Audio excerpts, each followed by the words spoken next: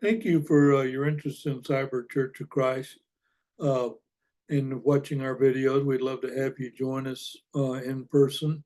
And also, we'd like to have your questions. We're commanded to be ready for an answer with an answer. So we'd love to have your questions and research them and see what the Bible says. We get our answers all from the Bible.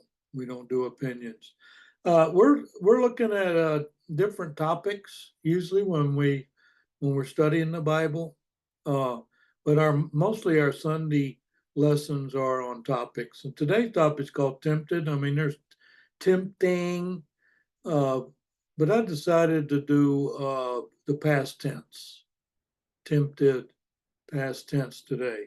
All right, so let's look at some scripture. We're not going to have a whole lot of scriptures, but scriptures that we have are really powerful. Okay, God does not tempt mankind. Lust does. So if you're talking about, I got tempted. I got tempted when God did such and such, and then you either say, yeah, fail, pass or fail. God's not tempting you. When you got put on planet Earth that's full of evil. So all this temptation comes from planet Earth. You're not tempted from heaven. Oh, but we do know the source, or one of the major sources of temptation, called lust. Okay, so we're going to look at that today. Let's look at James chapter 1, because on James chapter 1, what happens is here, you'll notice that I've got verse 12 at the bottom after 13, 14, 15. That's because 12 is the summary. And I wanted to show when you're studying Bible with us, occasionally you'll see a verse that's actually the summary. Now, Genesis 1 does this. You have the summary and then the detail verse is following. That's the case here in James. Let's look at James 1:13. Let no man say when he is tempted that I am tempted of God. And then there's a colon there. For God cannot be tempted with evil, neither tempteth he any man. Well, temptations come my way, I think, pretty much on a daily basis. Tempted to do something. Well, the temptation's usually tied with sin. Okay. So it says here that God's not the source. If you got tempted, it wasn't from God, according to this James 1:13. And are you going to tempt God? Like prove that you're God, I'll jump off a bridge. No, you jump off the bridge, you die. You can't tempt God. Oh, so that's another thing that this is saying. You don't need to prove God's there. You're supposed to have faith that God is there. Anyway, notice this is tempted uh, basically 4 times. These tempted are uh, three different past tense here, but then we have ing. This would be tempteth, means it's ongoing now. So not only did he not tempt you, he will not be tempting you. Okay, well, where did all this temptation come from? Well, that's what we're finding out today. James 1:14, because there was a colon there ending James 1:13. James 1:14, but, and you'll notice that but starts a lot of verses, but every man is tempted when he is drawn away of his own lust and enticed. Well, no, I got tempted when the other guy got drawn away. No, you got tempted. The guy in the mirror, first, that's who we're talking about. Okay. And this every man, you're not talking about, so we don't have the female. What do you mean? We don't have the female on this says man here. Yeah. But you know what I have to do every week? I have to mention that man is mankind. It includes the female. So no, every woman that's tempted, every male, every female, that's what man is. Every man is tempted, so I don't think it's just the male. when he, this is also them, this is also a generic he in here, is drawn away from his, that's still the female, own lust and enticed. So yeah, that's what happened. I got enticed. How? Well, usually, and it's a different topic, but it was lust of the flesh, lust of the eyes, and pride of life. There's where my temptation comes from. That's the source. James 1:15. Then when lust had conceived, it means it actually happened, it bringeth forth sin. So what is the temptation then? Temptation is to sin. You're not tempted to do God's will. No, you're commanded to do God's will. There's no temptation in God's will. Temptation is to not do God's will. Oh, okay. So when you decide when lust is conceived, it bringeth forth sin. So in other words, as soon as you succumb to this temptation, sin's going to follow. And sin, when it is finished, bringeth forth death. Now, I sinned and then I didn't die. Well, no, this sin talking about if you don't get forgiveness of sin when you get to the judgment day, then you'll not get into heaven. The thing called death occurs. Now, what is this Adam and Eve you got out here? Well, this Adam and Eve, I'm thinking, hey, when you had lust conceived, let's see, what did Satan do? Says, I know the commandment is to not eat of that fruit, but if you eat of it, you'll be as smart as God. And look, you'll be able to create look what you'd be able to create here. Okay, so that's lust. I'd have to have that power. So it got conceived, and then what happened? Well, then sin came about, and when it was finished, death. Well, Eve ate of the fruit, and then Adam ate of the fruit, but they didn't die. Well, yeah, they did. Yeah, 900 years later. They didn't say bring it forth immediate death. So if you do have sin, or if you've been tempted and you fell for it, ask for forgiveness of sin. Yeah. I mean, there is a finish to it, isn't there? It says there's a finish to this bring it forth sin. Yeah. Now let's look at the summary, James 1:12. Blessed is the man, and of course, don't need to keep repeating that this him and he and man has to do with the female. Blessed is the man that endureth temptation. For when he is tried, he shall receive the crown of life, which the Lord hath promised to them that love him. Okay, so am I welcoming temptation? Well, no, you don't have to welcome it. It's already there. Oh, so, well, I don't want temptation to come my way. Okay, well, that's heaven. Oh, you're on planet Earth, full of evil. And you know what evil has embedded in it? Temptation. Yeah, so anyway, you need to endure temptation. Oh, yeah, I got tempted, but I didn't fall for it. And then I want to praise the Father. Well, that's enduring temptation. Because why? Because I was tried at past tense, I ended up enduring, and now what do I have? I'm going to get a crown of life. So in verse 15, you talked about bringing forth death. This says crown of life. Right. So one is you're enduring temptation, or you are actually falling for it. You're actually conceiving it. You're actually getting it, implementing it into your life, and then death will eventually happen. Not the earthly death. This is spiritual death. You got to remember most of the Bible scriptures that you're going to come across, especially from us, it's talking to the spirit, not to the body, not to the male of the speech, not to the body, the human body. Let's look at this next section here. Jesus proved that every temptation can be endured and overcome. Jesus proved that every temptation can be endured and overcome. Okay, what does that mean for me also? Well, let's look at these scriptures. Hebrews 4:15. This is talking about Jesus. For we have not an high priest which cannot be touched with the feeling of our infirmities. There's a semicolon there. Now, this is one of the verses where there's two negatives.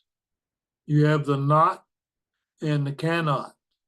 Okay, so basically we have a high priest that is touched with the feeling of our infirmities.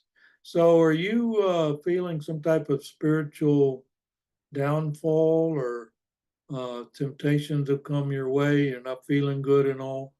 Well, this says here that Jesus has had that feeling. Oh, what happens after the semicolon? But was in all points tempted, like as we are, yet without sin. Okay, well, we got to the judgment. I was going to say, I got tempted in la-di-da, and, you're not going to know what I'm talking about. Wrong. Your judge, your high priest, there's a thing called all points. So whatever you got tempted with, Jesus got tempted with. And what did he do? Well, he did a thing called without sin. So he did the whole thing. We're just like we are. Okay, well, I don't want to be tempted. The Bible says here you are tempted. Yeah, so forget that. You think you're not going to be tempted. This whole sermon here, they're telling me, hey, you're going to be tempted. Here's what you need to do about it. Okay, well, same as we have in the world of sin. Yeah, you're going to sin. Here's what you need to do about it. You need to make sin as minimal as possible. Try not to sin all the time, every moment. And when you do, there's an avenue for forgiveness of sin because you want the crown of life in the end. All of these topics all tie together. All right, so Jesus was tempted in all points. Oh, so whatever I got tempted with, he was tempted with. Yeah, but I have the technology today that didn't exist then. So what? There's still temptation happening. Then the technology is just a side issue. You're going to have temptation regardless of technology.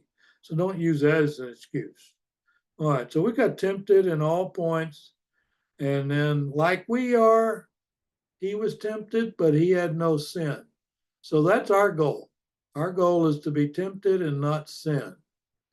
Okay, so you're not getting rid of the temptation. No, the temptation's there. You're on planet Earth, the temptation's coming your way.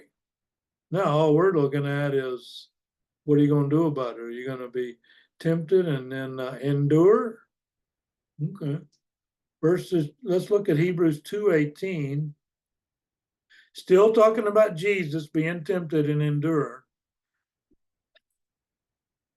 For in that he himself has suffered being tempted. Okay, well, we're still talking about Jesus. Yeah. Look at all these pronouns. How many pronouns we've had today. For in that he himself has suffered being tempted. So Jesus suffered? Well, yeah, of course, physically, but this here talking about spiritual suffering. Yeah. And he was being tempted? Well, yeah, I mean, even Satan himself showed up and said, hey, look at all these kingdoms. We could be, me and you make good team. Yeah. Well, I'm going to endure this temptation until you get lost. Okay, so we have that example. For in that he himself has suffered being tempted, he is able to succor, and I've heard this pronounced succour, I looked it up, it's mainly succor, them that are tempted. So what does that even mean? That's succour, S-U-C-C-O-U-R. I don't even use that in my normal speech. No, because it's formal English. Succor, if you look up in the Greek, it's the Strong's Concordance, it's Greek word 997. Boetheo here, it's a verb. It means to help, to come to the aid of, or support in times of hardship and distress. Okay, so Jesus can help. Now, here's what happened. I got tempted and I failed. I actually fell for it. I sinned and I need help. Okay, you know what you need? You need the blood of Christ. Well, how am I going to do that? Jesus lived 2,000 years ago. Well, study with us. It's the Spirit.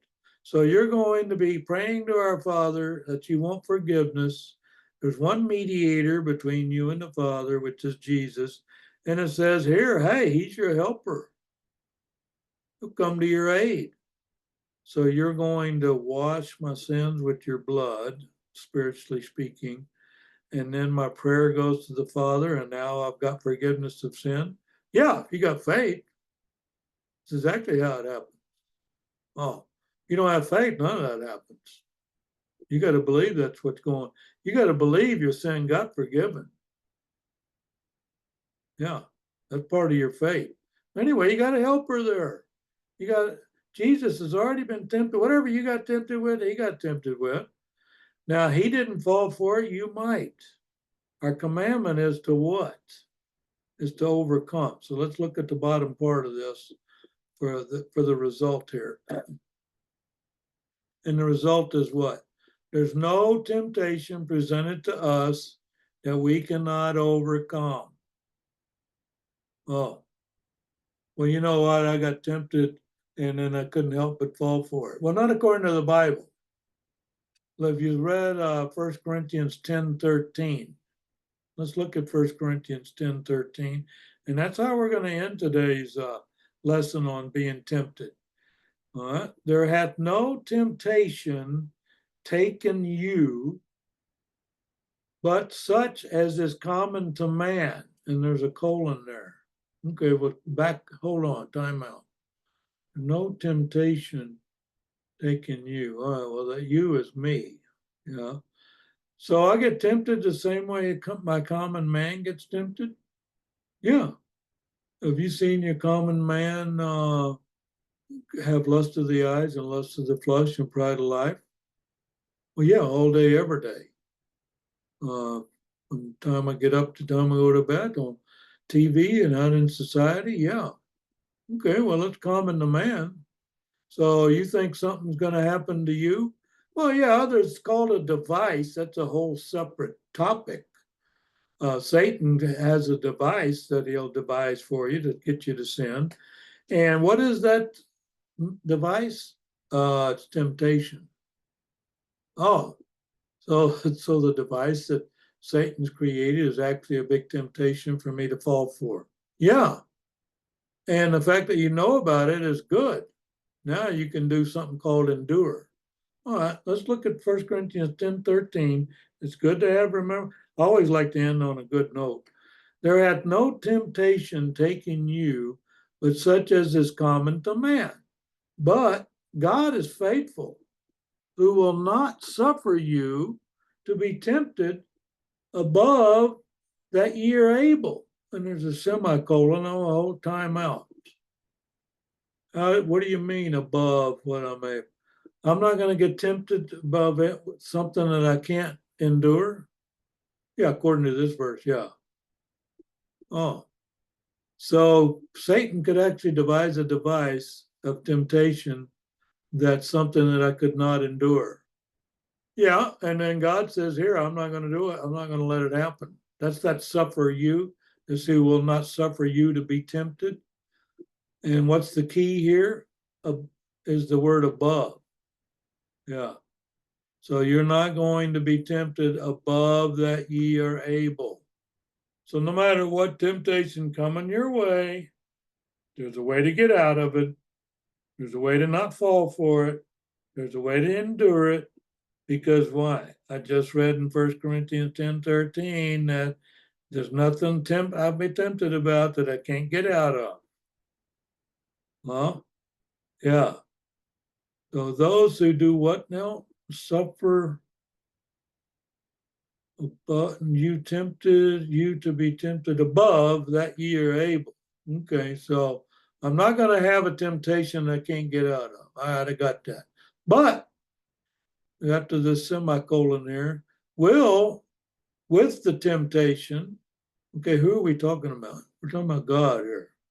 God is faithful, and he will not suffer you to be tempted above what you're able to endure, but with but will with the temptation also make a way to escape, that you may be able to bear it. Okay, so he said, hey, Satan's going to bring the temptation. I'm going to bring the endurance. So if you know what's the key word in this thing? It ends up being all the time? Faith. Are we talking about your faith here? Yeah. So your faith. Now, do you have faith? You got tempted by Satan, and you know what? It wasn't above what you were able to endure. And if it's sin, you can get forgiveness of sin. But here, this lesson today is, hey, don't fall for it. When you get tempted, know that you're being tempted and that you can endure it and you're not going to sin after it and you'll be pleasing God. Well, how did you not fall for it? Because I'm going to end up falling for these temptations because the Father has made a way to escape. So you can't come up with a temptation that has no escape. I got proof. 1 Corinthians 10:13, whatever temptation you went on, there is a way out.